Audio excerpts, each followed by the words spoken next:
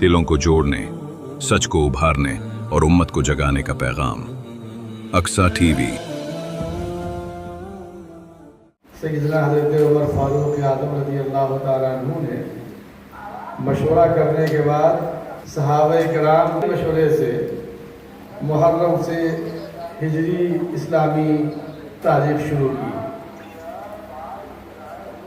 جتنے پروگرام پیش کیے گئے کل سے آپ کے بیچ میں مختلف شعبوں کے پریزنٹیشن پیش ہوئے ہیں۔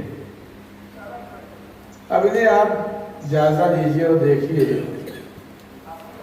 کہ ان تمام شعبوں سے جو آپ کی خدمت میں پیش کیا گیا ہے پیغمبرانہ صفات ان میں ہے یا نہیں، یعنی رشتوں کے اعتبار سے جو کچھ پیش کیا گیا ہے رسول اللہ صلی اللہ تعالیٰ علیہ وسلم کی ذات اقدس سے اس کا تعلق ہے نہیں۔ جتنے بھی کام پروگرام پیش کیے گئے ہیں، جو کام ہو رہے ہیں، وہ سارے کے سارے رسول اللہ صلی اللہ تعالیٰ علیہ وسلم کی زندگی کے مختلف پہلوؤں سے لیے گئے ہیں۔ عبادت اور خدمت دونوں کے مجموعے کا نام سنت رسول ہے، اور تصوف کا دوسرا نام خدمت خلق ہے۔ تو آپ حضرات نے یہ محسوس کیا ہوگا کہ جو پروگرام پیش کیا گیا ہے، مثال کے طور پہ موب لنچنگ کے واقعات ہو رہے ہیں۔ کل پورنیہ میں ہوا، 2 باپ بیٹوں کو مار دیا گائے کے نام پر۔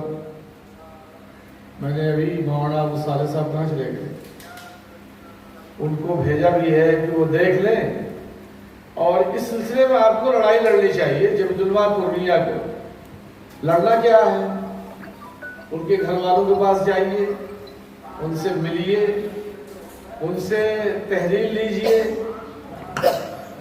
کہ اگر وہ لوگ راضی ہوں تو وہ آپ کو ایک خط دیں گے۔ پھر صدر محترم جب جلمہ بہار سے لکھوا کر کے ہمارے مرکز کے صدر محترم کے پاس بھیجیے تاکہ جمعیت علماء اس مقدمے کی پیروی کر سکے۔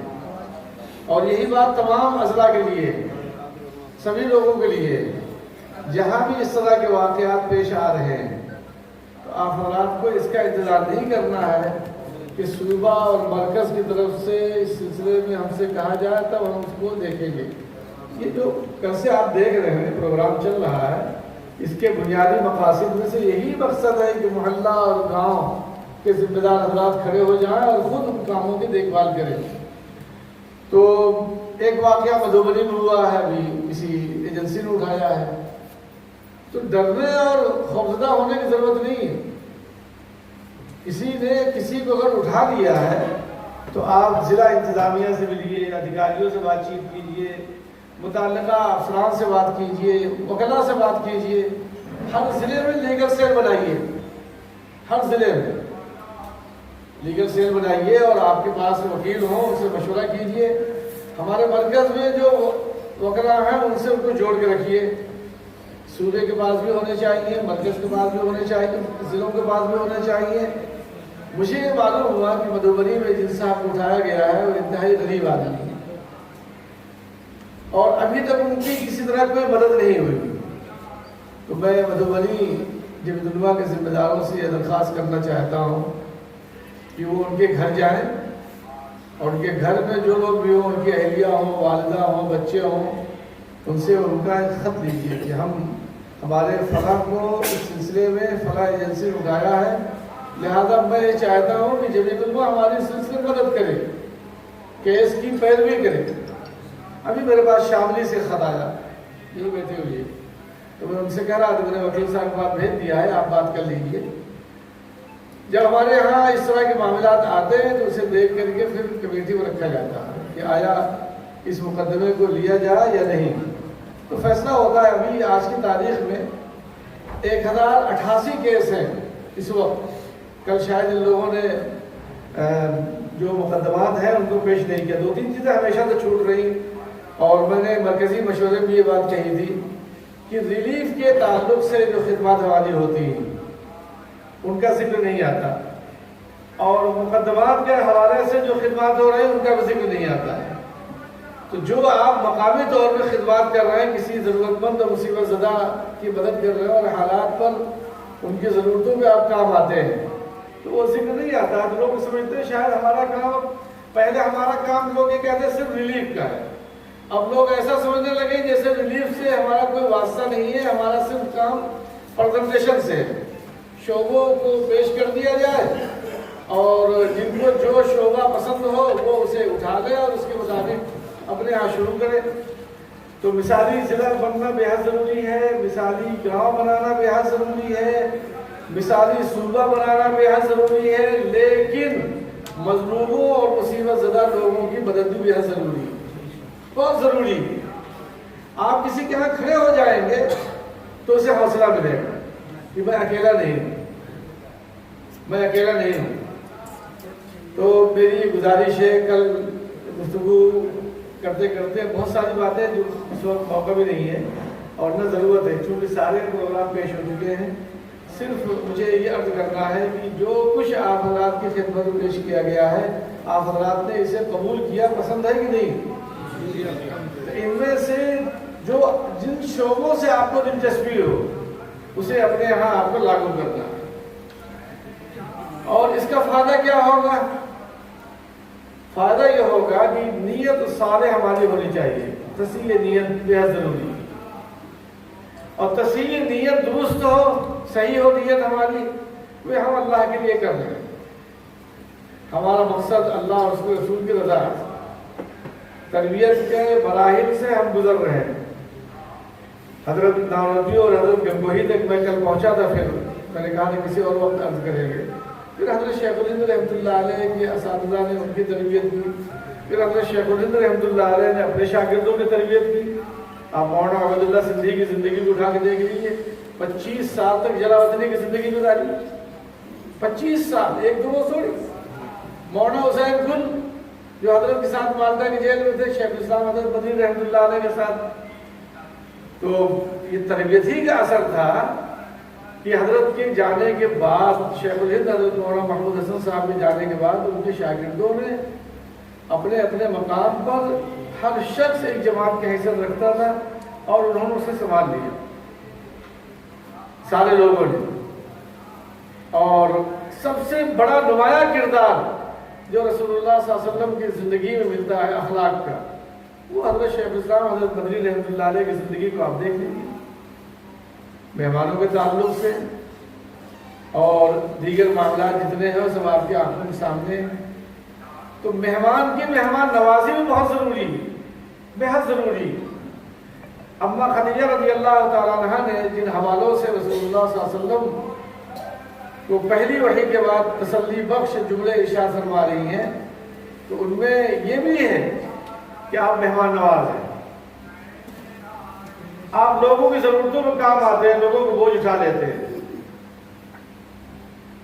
کلا واللہ لا یخزیک اللہ ابدا انک لتصل الرحم وتقرئ الضیف. آپ مہمان نواز ہیں.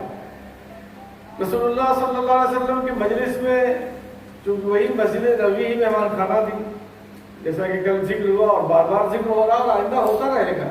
ابھی سورہ سیرت کے تعلق سے پیش کیا گیا. میری گزارش ہے کہ ہر گھر میں روزانہ کسی ایک وقت تمام ضروریات سے فارغ ہونے کے بعد 5 منٹ 10 منٹ، زیادہ نہیں، گھر کے لوگ، عورتیں، بچے، بہویں، بیٹیاں جو گھر میں ہیں، آپ ان کو لے کر کے 5 منٹ 10 منٹ رسول اللہ صلی اللہ علیہ وسلم کی حیات طیبہ کے کسی بھی پہلو پہ آپ روشنی گھر میں ڈالیں تاکہ گھر کے لوگ سنیں اور اس برکت سے پھر فائدہ ہو، گھر میں روحانی نظام قائم ہو اور انشاءاللہ اس کا بہت بڑا فائدہ ہوگا. 34واں اجلاس سیرت کانفرنس بنارس میں اس سال ہوگی، 33 ہو چکی. حضرت فدا ملت رحمۃ اللہ علیہ نے بنارس کے لوگوں سے کہا کہ آپ سالانہ کانفرنس کریں. تو سال بھر اس سیرت کانفرنس کا انتظار ہوتا ہے اور الحمدللہ کبھی اس میں کوئی رکاوٹ نہیں ہوئی. ابھی اپریل میں ہوئی تھی، اب آئندہ پھر سال کے اندر پھر کریں گے، ہر سال کرتے ہیں. اور باقاعدہ اس کے لیے محتوی صاحب، حضرت محتوی صاحب دارالعلوم دیوبند چھٹی لے کر کے بنارس آ جاتے ہیں اور وہ سیرت کانفرنس ماشاءاللہ بہت منظم اور بہت ہی مناسبت سے مشرقی یوپی کی ایک بڑی تعداد وہاں جمع ہوتی ہے، تو سیرت کانفرنس بھی آپ کر سکتے ہیں، سیرت کے عنوان پہ لوگوں کو جمع کریں، اپنے گھروں میں آپ پیش کریں، گھر میں لوگ سنیں پڑھیں۔ تو جمعیت علماء کے اس نظام کے ساتھ وابستگی سے چھوٹا بڑا مرد عورت ہر عاقل بالغ مسلمان اس سے فائدہ اٹھائے، اور برادران وطن بھی۔ ابھی بالکل تازہ قصہ ہے، کل پہلی محرم تھی، سیدنا حضرت عمر رضی اللہ تعالیٰ عنہ کے واقعے میں آپ نے پڑھا ہوگا کہ آپ نے اسی وقت رو کر کے ارشاد فرمایا کہ اگر دجلہ کے کنارے کوئی کتا مر گیا تو میرا کیا ہوگا۔ بہت سننے میں بہت آسان ہے، کہنے میں اور آسان ہے، لیکن آپ اس جملے پر غور کیجیے کہ سیدنا حضرت عمر فاروق اعظم رضی اللہ تعالیٰ عنہ کے یہاں گویا انسانیت کی خدمت سے گزرتے ہوئے انسانوں کی خدمت بلا تفریق مذہب و ملت اور اوپر پہنچ گئے، اور جانوروں تک کی خبر گیری کے لیے فرمایا کہ اگر ان کے بارے میں ہم سے کوئی سوال ہوگا تو کیا جواب دیں گے۔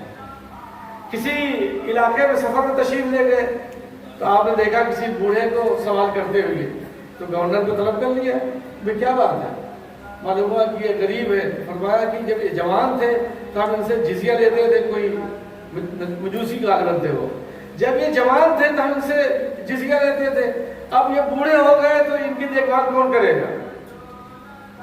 یہ سارا نظام تو سیدنا حضرت عمر فاروق اعظم رضی اللہ تعالیٰ عنہ نے قائم کیا، اور وہ دنیا اسے نقل کر رہی کسی نہ کسی نام سے۔ ابھی آپ یورپ چلے جائیے، انگلینڈ وغیرہ خاص طور سے، تو انگلینڈ میں کسی آدمی کو آپ بھیک مانگتے ہوئے نہیں دیکھیں گے، کوئی آدمی سوال کرتے ہوئے نہیں ملے۔ وجہ جو آدمی ریٹائر عمر میں پہنچ جاتا ہے، اگر اس کا کوئی ذریعہ آمدنی نہیں، سرکار اس کو وہاں ہفتے وظیفہ ملتا ہے، ہر ہفتے تنخواہ بھی دیتے ہیں، تو جمعے کو اس کا وظیفہ اسے مل جائے گا، اس کے اکاؤنٹ میں آ جائے گا، چاہے وہ مرد ہو چاہے عورت ہو، کسی بھی مذہب سے اس کا تعلق ہو، انہوں نے اسے قبول کر لیا۔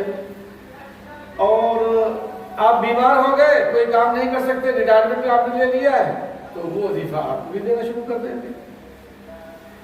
آپ بیمار ہیں، ہاسپٹل میں گئے، سارے علاج کے خرچ سرکار برداشت کرتی ہے، گورنمنٹ پورا کتنا بھی خرچ آ جائے، تو اور وہ اسی حساب سے قائم بھی ہیں، اور دنیا کے لوگ اس سے فائدہ اٹھا رہے ہیں، سب لوگ آتے جاتے ہیں، فائدہ اٹھاتے ہیں۔ بہرحال یہ ہماری زندگیوں میں چیزیں ہونی چاہیے، اور جو بھی چیز پیش کی گئی ہے انہیں ہمیں قبول کرنا چاہیے، اور جن شعبوں سے ہمیں دلچسپی ہو، کسی کو سدبھاونا سے دلچسپی ہے کہ ہم برادران وطن کو جوڑیں گے اور بیٹھیں گے، کام کریں گے تاکہ ملک میں امن قائم ہو۔ جب ملک میں بدامنی ہوگی تو آپ کام کیسے کریں گے؟ آج جو حالات ہیں جس طرح کے، ہم سب لوگ تشویش میں ہیں، تو کام کیسے کریں گے؟ ظاہر ہے تو حالات کا درست ہونا یہ بہت ضروری۔ حضرت نے ایک مرتبہ تحریک چلائی، فدائے ملت رحمۃ اللہ علیہ نے، ملک و ملت بچاؤ تحریک، تو کسی نے حضرت سے کہا کہ آپ ملک پہلے کہتے ہیں، ملت بعد میں کہتے ہیں۔ حضرت نے فرمایا جب ملک ہی نہیں رہے گا تو ملت کہاں سے بچے گی؟ جب ملک بچے گا تب ملت کا کام ہوگا نا۔ قرآن مجید نے خود دعوت دی ہے، ربنا آتنا فی الدنیا، پہلے دنیا کا ذکر ہے پھر آخرت کا ذکر ہے، ربنا آتنا فی الدنیا حسنہ وفی الآخرۃ حسنہ وقنا عذاب النار۔ تو میں چونکہ وقت بہت ہو گیا ہے، زیادہ گفتگو کی ضرورت نہیں ہے، بہت شکر گزار ہوں جمعیت علماء بہار کا کہ الحمدللہ 14 مثالی اضلاع اور دیناجپور مغربی بنگال صوبے کے ذمہ داروں سے مشورہ کرنے کے بعد دیناجپور کو دعوت دی گئی، تو 15 اضلاع کے ذمہ دار حضرات یہاں پرسوں سے کل صبح سے تشریف لائے۔ مختلف موضوعات پر ہمارے دونوں عزیزوں نے، مولانا شمس تبریز اور مولانا سلمان نے پیش کیے، کچھ مقامی ساتھیوں نے۔ میں نے جب سے بہار کا سفر شروع کیا تو مولانا شمس تبریز صاحب کو اور مولانا سلمان صاحب سے میں نے کہا تھا کہ نہ کہیں کوئی استقبال ہوگا، نہ کوئی نعرہ ہوگا، نہ کوئی شال پوشی ہوگی، نہ کہیں کوئی گلدستہ ہوگا، تو یہ مسیحا اور فلاں فلاں میں معافی چاہتا ہوں کہ کوئی آگے پیچھے کوئی ذکر نہیں ہونا چاہیے، یہ نیکیوں کو ختم کرنے کے لیے ہے، سب نیکیاں ختم ہو جاتی ہیں۔ تو اس وجہ سے میں اس مجلس میں آپ حضرات سے ذکر کر رہا ہوں، چونکہ صوبے بھر کے لوگ ہیں، ہمیں صوبے میں جانا ہے، ہم بھی کل سے 3 دن کے دورے میں جائیں گے، 3 ضلعوں میں جائیں گے، نہ کوئی استقبال، نہ کوئی نعرہ، نہ کوئی گلدستہ، نہ کوئی پھول۔ میں تو کھانے کے لیے کہتا ہوں کہ بھائی دسترخوان میں صرف زیادہ سے زیادہ ایک سبزی اور ایک کوئی سالن ہو، اتنا زیادہ جمع کر دینا کہ لوگ پکانے والے بھی عاجز آ جائیں اور کھانے والے بھی عاجز آ جائیں، اسے دیکھ دیکھ کر کے پریشان ہو جائیں۔ تو فضول خرچی سے بچنا ہے، نہ کوئی استقبال، نہ کوئی نعرہ، نہ کوئی اشعار، نہ کوئی گلدستہ، اور اتنا کے ساتھ پروگرام کو کرنا ہے جس مقصد کے لیے آ رہے ہیں اسے ہمیں اختیار کرنا ہے۔ کوئی القاب اور آداب بھی نہیں، سیدھا سادہ نام لے لیے جو نام والدین نے رکھا ہے اور جس سے ہم سب لوگ جانتے ہیں۔ امید ہے کہ انشاءاللہ اس پہ توجہ فرمائیں گے۔ جزاک اللہ، السلام علیکم۔